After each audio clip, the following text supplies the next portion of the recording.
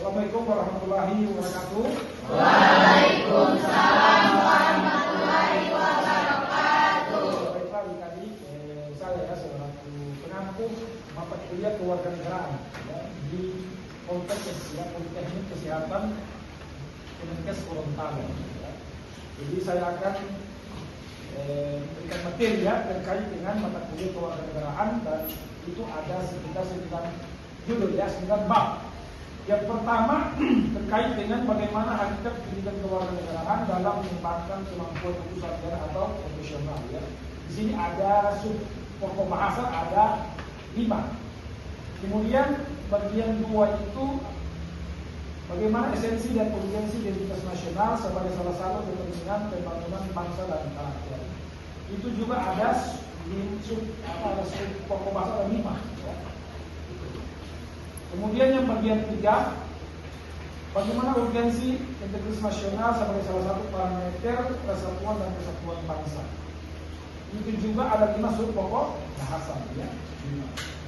Kemudian bagian 6, bagaimana nilai dan norma konstitusional Undang-Undang Dasar Negara Republik Indonesia 1945 dan konstitusional ketentuan perundang-undangan di bawah Undang-Undang Dasar. Itu juga ada 5 sub pokok bahasa.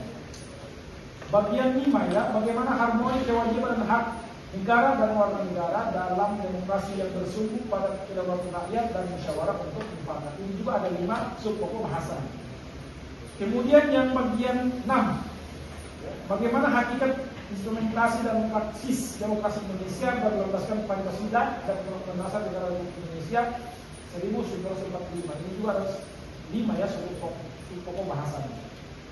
Dan yang ke-7, bagaimana dinamika historis, konstitusional, sosial, politik, kultural, serta konteks kontemporer penegakan hukum yang berkeadilan. Ini juga ada 5, ada 5 sub pokok bahasa. Dan yang bagian 8, bagaimana dinamika historis dan urgensi wawasan Nusantara sebagai konsepsi dan pandangan kolektif kewarganegaraan kebangsaan Indonesia dalam konteks pergaulan dunia.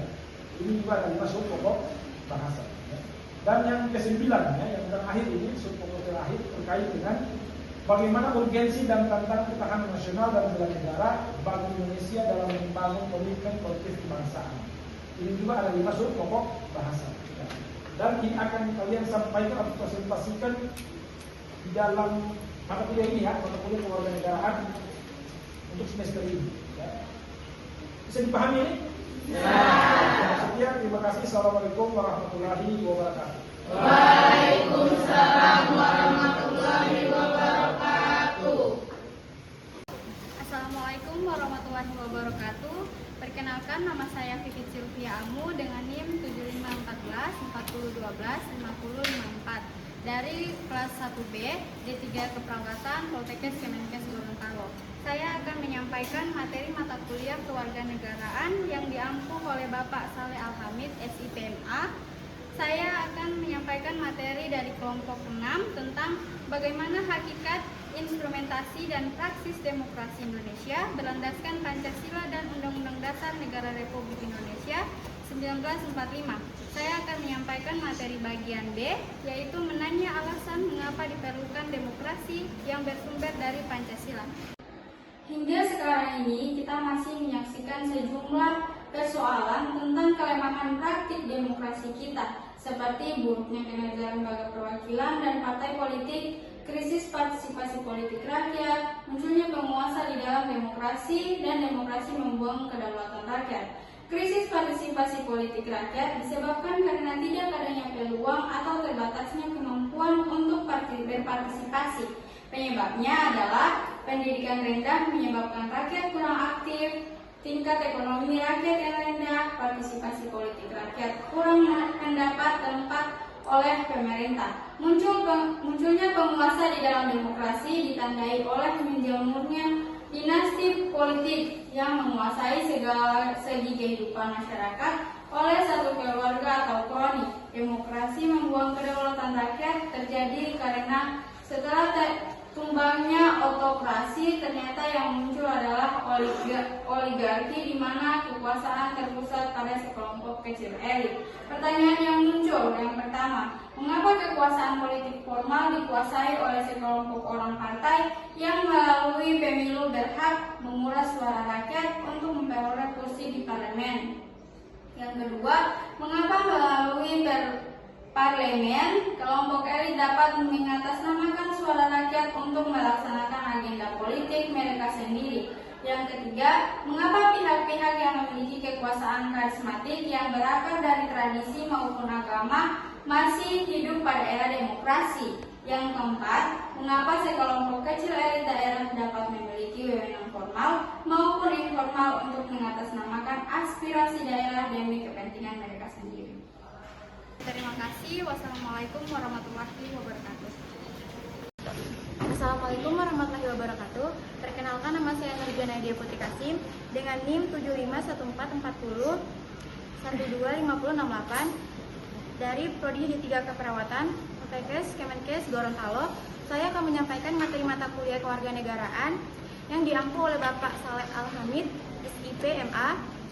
Saya akan menyampaikan materi kelompok 6 dengan judul bagaimana hakikat instrumentasi dan praksis demokrasi Indonesia berlandaskan Pancasila dan Undang-Undang Dasar Negara Republik Indonesia 1945. Di sini saya akan menyampaikan materi bagian D, yaitu membangun argumen tentang dinamika dan tentang demokrasi yang bersumber dari Pancasila. Sekian dari saya. Wassalamualaikum warahmatullahi wabarakatuh. Sepanjang sejarah, Indonesia pernah mengalami dinamika ketatanegaraan seiring dengan perubahannya konstitusi yang dimulai sejak berlakunya Undang-Undang 1945 ayat 1, Konstitusi RIS 1949 dan UUDS 1950, kembali ke Undang-Undang 1945 ayat 2, dan akhirnya kita telah berhasil mengamandemen Undang-Undang 1945 sebanyak 4 kali. Ilmu postur demokrasi kita dewasa ini dapat kita amati dari fungsi dan peran lembaga permusyawaratan dan perwakilan rakyat menurut Undang-Undang Negara Republik Indonesia tahun 1945, yakni Majelis Permusyawaratan Rakyat MPR, Dewan Perwakilan Rakyat DPR, dan Dewan Perwakilan Daerah DPD. Yang pertama, Majelis Permusyawaratan Rakyat, yaitu amandemen Undang-Undang 1945 dilakukan pula terhadap ketentuan tentang lembaga permusyawaratan rakyat, yakni MPR. Terus yang kedua, dalam upaya mempertimbangkan bagian kekuasaan dan menerapkan prinsip saling mengawasi dan mengimbangi yang lebih ketat dan transparan, maka ketentuan mengenai DPR dilakukan perubahan. Berikut yang ketiga, Dewan Perwakilan Daerah. Ketentuan mengenai Dewan Perwakilan Daerah atau DPD merupakan hal baru dalam Undang-Undang 1945. Ketentuan ini diatur dalam bab tersendiri dan terdiri atas 2 pasal, yaitu pasal 22C dan 4 dengan 4 ayat dan pasal 22D dengan 4 ayat. Assalamualaikum warahmatullahi wabarakatuh. Perkenalkan, nama saya Rizky Saputra Husain dengan NIM 7514 4125 1074. Baik, saya di sini saya dari kelas 1B D3 Keperawatan Fakultas Kemenkes Gorontalo. Di sini saya akan menyampaikan materi mata kuliah kewarganegaraan yang diampu oleh Bapak Saleh Al-Hamid SIP MA. Saya akan menyampaikan materi kelompok 6, yaitu bagaimana hakikat instrumentasi dan praksis demokrasi Indonesia berlandaskan Pancasila dan Undang-Undang NRI 1945. Saya akan menyampaikan bagian A, menelusuri konsep dan urgensi demokrasi yang bersumber dari Pancasila. Sekian, terima kasih. Pengertian demokrasi berasal dari kata demos atau rakyat dan keratin adalah kekuasaan. Artinya, kekuasaan berada pada rakyat dalam budaya Indonesia. Nilai demokrasi telah lama hidup, misalnya dalam tradisi Minangkabau atau bulat kata di Mufakat, demokrasi desa dan kebiasaan musyawarah. Yang kedua yaitu Demokrasi dalam perspektif ahli. Demokrasi dipahami sebagai sistem yang menempatkan rakyat sebagai pusat kekuasaan, menjadi pelembagaan dan kebebasan, serta mencakup prinsip kebebasan dan prosedur politik yang berkembang melalui sejarah. Yang ketiga, tradisi pemikiran demokrasi.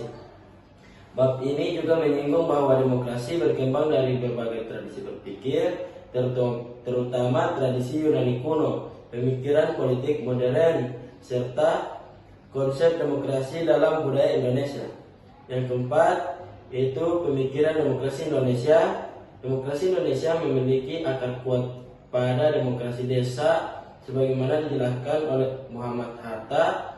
Yang pertama yaitu cita-cita rapat, yang kedua cita-cita masa protes, yang ketiga cita-cita tolong-menolong. Demokrasi Indonesia menekankan kedaulatan rakyat tidak hanya dalam politik, tetapi juga ekonomi dan sosial.